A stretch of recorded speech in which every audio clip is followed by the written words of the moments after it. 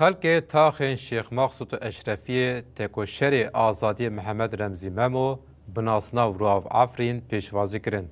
تکوشر محمد ممو د سال 1993 تبلی تفگر آزادی بو د داویا سال 1994 ده لهره گل بوتان دیل هاته گرتن پشره د گرتگه دولت ترک ده گرتیما ایروژی پشتی سو یک سالان جگرتگه ها العزیز به تمن 5 سالی هاته بردان.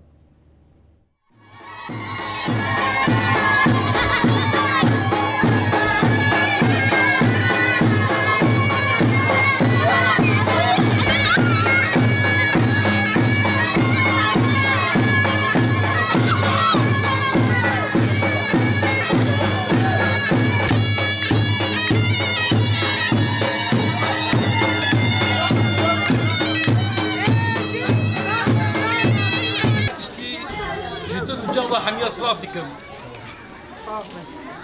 بیا 31 سال نها اجبر درکتم شو. قابل اجبر درکتم بدری به حسرت آزادی بو. نها آزادی البرهاتیه پیکانین. از جباکوری کورسان دیم بدری. پیشی استاب سروکاتیه و استاب همو حوال زندان جوا گشت کاره هنر.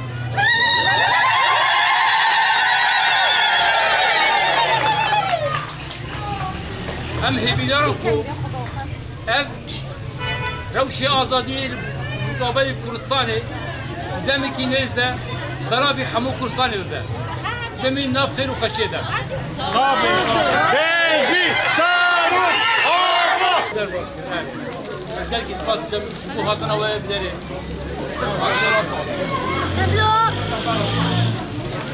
İnşallah hepsime gider kadar. شاید دمی کی نزده سری داره براکو. پیشی سروکاتی و همو هوان حبسه گشتک دیدار کرد. همه به هفرا گوبند آزادی